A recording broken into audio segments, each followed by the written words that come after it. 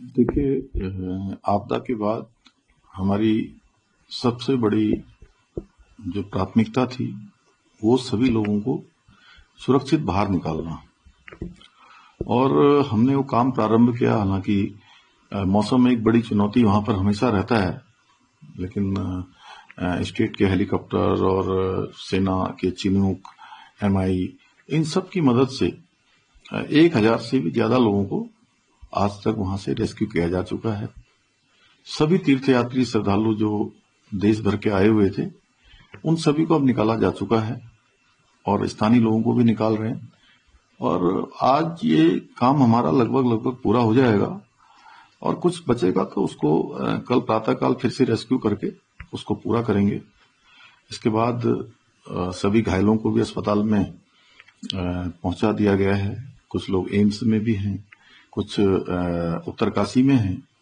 सभी को अच्छा इलाज मिले उसकी भी सभी प्रकार की व्यवस्थाएं वहां पर की गई हैं। इसके अतिरिक्त अब लोगों को वहां बिजली मिले उसके लिए कल उरेडा का जो पावर हाउस है उसको चालू किया गया था। और हरसिल क्षेत्र में कनेक्टिविटी बिल्कुल लॉस्ट हो गई थी। टावर भी जो है इस आपदा में तबाह हो गए थे। तो कल से वहां पर एयरटेल, वोडाफोन चालू हो गए हैं और आज 125 केवी के 2 जनरेटर सेट वहां पर पहुंच गए हैं और उनको भी रिस्टोर किया जाएगा। इसी तेज गति से वहां पर बिजली की लाइनों को बनाने का काम भी यूपीसीएल कर रहा है और संभवतः आज अगर काम पूरा हो जाएगा तो एक सामान्य रूप से जैसे पहले वहां पर बिजली की सप्लाई होती थी उसी प्रकार की बिजली की सप्लाई होगी। और ये जो सड़क है वो अनेक स्थानों पर क्षतिग्रस्त हुई है। लैंडस्लाइड बहुत सारे स्थानों पर आया है और लाछी गाड़ के पास बेली ब्रिज को इंस्टॉल किया जा रहा है। आज शाम तक बेली ब्रिज इंस्टॉल हो जाएगा। उसके बाद जो छोटे छोटे मार्गों पर जो भूस्खलन आया है, मार्गों पर छोटा छोटा जो भूस्खलन है उसको ठीक करते हुए हमारी मशीनें मंगलवार तक हरसिल तक पहुंच रोड मार्ग पूरी तरह से बन जाएगा। और वहां बनने के बाद फिर तेजी से काम होगा क्योंकि लगभग 200-250 मीटर जो हरसिल और धराली के बीच का मार्ग है वो पूरी तरह से अभी जलमग्न है। वहां पर तालाब जैसा बन गया है और फिर मशीनें पहुंचेंगी तो उस तालाब को भी चैनलाइजेशन किया जाएगा जिससे कि वो तालाब से पानी निकले और पानी अपने नॉर्मल तरीके से आगे बहाव की ओर जाएगा। तो वो स्थान खाली हो जाएगा जहां पर हमारा हेलीपैड था, वो भी पूरा 8-10 फीट उसमें भी पानी भरा हुआ है। और फिर हमारा धराली तक ये संपर्क मार्ग बन जाएगा। तो वहां पर अन्य जो राहत के काम है, बड़ी मशीनें जानी है, जेसीबी जानी है, इसमें पोकलैंडें जानी है, वो आसानी से जा पाएंगी। और इस काम को हम प्राथमिकता से कर रहे हैं। इसके अतिरिक्त लोगों का पुनर्वास करना, लोगों को सहायता करना, लोगों के लिए वहां पर राशन इत्यादि की व्यवस्था करना। हमने तय किया है कि जो भी प्रभावित परिवार हैं उनको अगले 6 माह का राशन जो है हम उपलब्ध कराएंगे।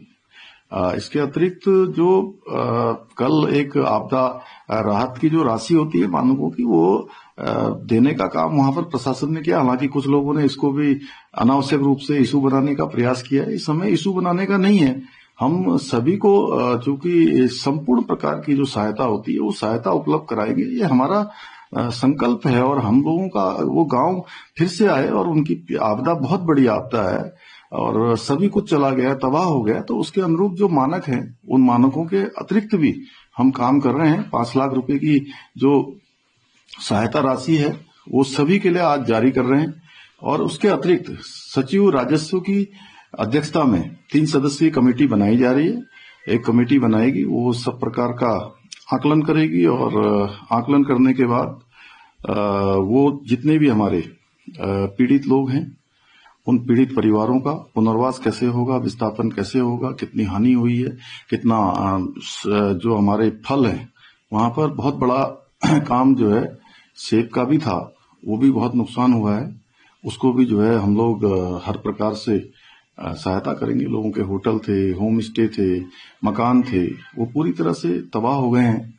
तो उसके अनुरूप हमारा पूरी तरह से है कि सभी आपदाओं में जिस प्रकार से एक पैकेज दिया जाता है वो पैकेज भी हम देंगे और इसके लिए समिति का गठन कर दिया गया है। उसके बाद ये सब काम होगा। अभी फिलहाल कपड़े, राशन और दूध, बच्चों के लिए दवाइयां और जितने प्रकार की भी जो आवश्यकताएं हैं वो सभी हम जो है वहां पहुंचा रहे हैं। पर्याप्त मात्रा में राशन पहुंच गया है। हाँ, शुरुआत के दिनों में 2 दिन बहुत हमारे लिए चुनौती था, क्योंकि मौसम ठीक भी नहीं हो रहा था, बीच बीच में मौसम भी खराब हो रहा था। साथ ही हम लोगों को जो लोग अन्य स्थानों से आए थे उनको भी लाना था, तमाम प्रकार की। अब हमारी जो व्यवस्थाएं वो पटरी पर आ गई है। और मैं तो सभी से कहूंगा कि जो हमारे प्रतिपक्ष के भी लोग हैं वो भी इस आपदा के समय में सब आपदा पीड़ितों की मदद के लिए आगे आए। हम सब लोग मिलकर इस आपदा से इस चुनौती का सामना करेंगे, इससे हम लोग आगे बढ़ेंगे। ये समय राजनीति करने का नहीं है, राजनीति बहुत और समय पर हो सकती है। इस समय नकारात्मकता छोड़ के सकारात्मक रूप से उन लोगों के आंसू पूछने के लिए सबको आगे आना चाहिए।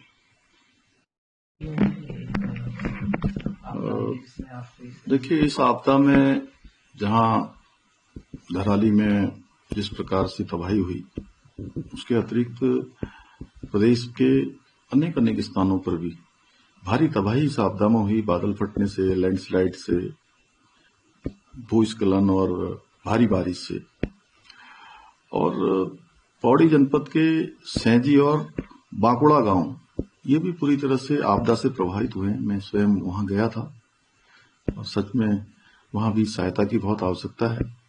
वहां भी हम जिनके मकान इसमें आपदा में क्षतिग्रस्त हुए हैं उनको भी 5-5 लाख रुपए की तत्काल सहायता राशि देंगे। इसके अतिरिक्त प्रदेश में जहां भी आपदा से मकान ध्वस्त हुए हैं उन सभी को सहायता दी जाएगी। बाकी अन्य सहायताएं भी, पुनर्वास से लेकर सभी प्रकार की सहायताएं हम करेंगे। इस आपदा के समय में हम एक एक व्यक्ति के साथ जो आपदा से पीड़ित है उसके साथ पूरी सरकार खड़ी है। आदरणीय प्रधानमंत्री जी श्री नरेंद्र मोदी जी के मार्गदर्शन में उन्होंने हमको राज्य में सभी प्रकार से कहा है कि आपदा के समय में पूरी सरकार और आदरणीय प्रधानमंत्री जी हमारे साथ खड़े हैं और उनका संबल हमको प्राप्त हो रहा है। हर प्रकार से हमको सहायता भी मिल रही है। इसीलिए हम इतना रेस्क्यू अभियान 3 दिनों में पूरा कर पाए, लोगों को वहां से सुरक्षित निकाल पाए।